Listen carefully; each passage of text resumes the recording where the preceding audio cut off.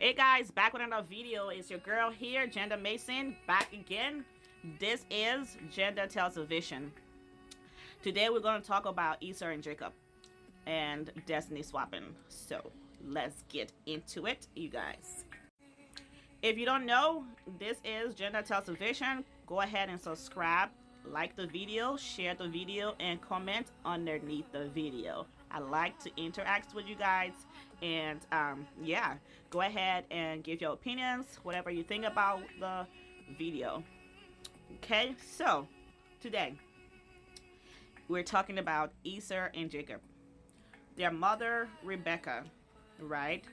Rebecca had a dream, and she was told, was it a dream? I don't think it was a dream. I think it was just like a prophecy. So she had a prophet. She got a prophecy. That she had, just about her twins that she had when she was pregnant with them. Okay, and God told her, excuse me, that her twins that she was carrying, one is gonna surpass the other, which is the smaller one.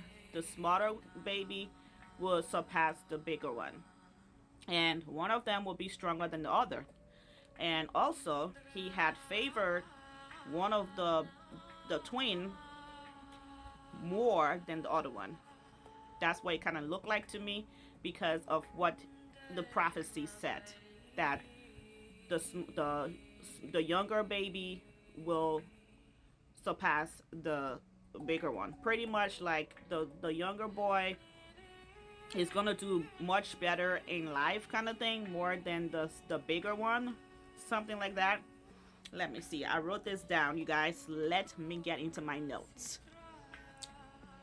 So Rebecca was told the prophecy, okay, and God told her there are two nations in her belly. Okay, two nations, and the older one, yes, the older one will serve the younger one. Okay, the older child will serve the younger child. Okay, she had two nations on the inside of her. Okay, remember this, you guys, two nations. Okay, because I'm gonna come back on this story with my next video that I make, and I'm going to break this down, what God meant by two nations. Okay, so moving on, she was told the older boy will serve the younger boy. It was also told to her that her twins she was carrying will be separated. Okay, they will be separated. God also said one will be stronger than the other one. Okay, so let's get into this. So Esau being the older brother and Jacob being the younger brother, okay, God had already decided their destinies in the womb.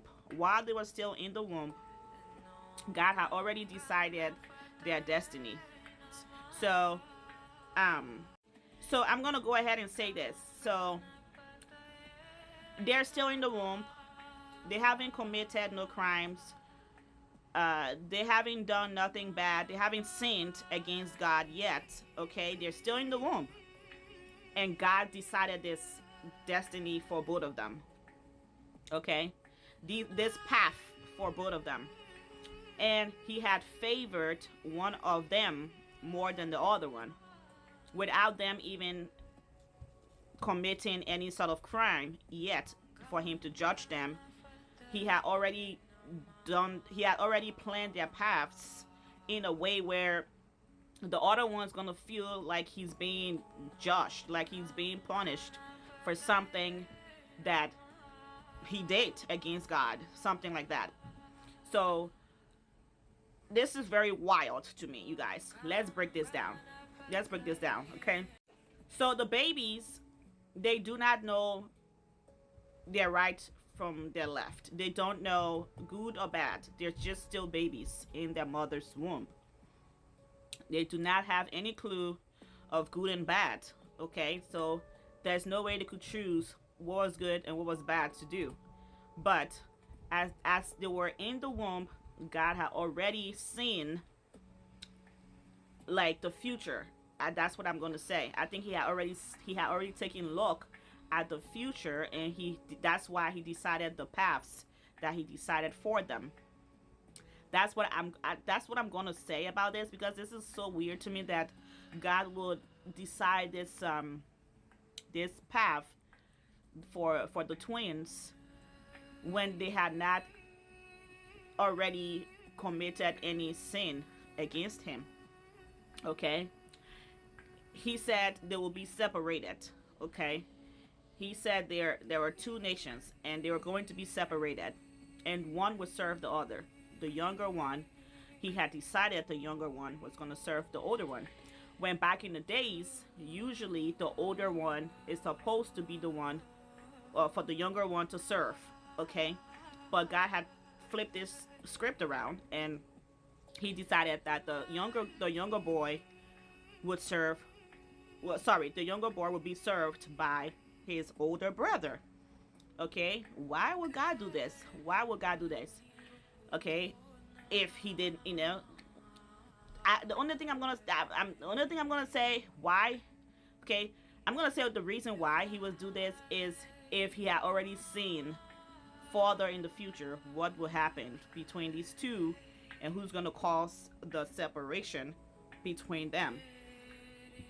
Okay, but if you, so let's take a look at the scripture here. Let's go from the scripture we're in right now. Let's go and take a look at this other scripture here, where God clearly states, okay, God clearly states in Malachi, so Malachi 1 verse 2 to 3. God said, and I quote, okay, "Yet I have loved Jacob, but Esau I have hated. Okay, I have turned his hill country into the wasteland, and left his inheritance to the desert jackets."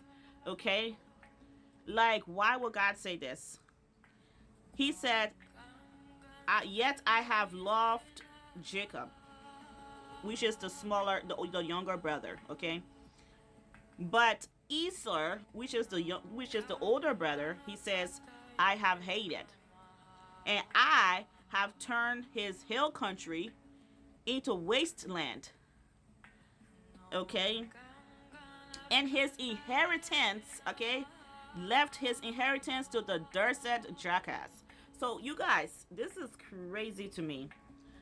This is crazy, because why would God take the side of Jacob when it was Jacob that stole Esau's inheritance? This is crazy to me. So let's get into this, you guys. Let's get in. So one reason I'll think about is what the Bible said. Esau was focused more on things of the world, while Jacob was more like a plain guy. He was more like a plain, simple guy kind of thing. I think that's what they're trying to say in the Bible. But the other thing is, Jacob, when they were still in the womb, when Esau was being born, Jacob held on to Esau's heels. Okay, like he's trying to catch up with him. Like he's been trying to keep up with Esau from even in the womb. Although Esau was born first, Jacob was trying to get through before Esau. Yeah, or it's like he's like a competition in the womb or something. It's crazy. So, anyways, I want to break this story down for us to understand what really was going on with God when he decided these paths for these two, and why the end of the story makes so much sense, but also like questions. Let's get in the next video, you guys.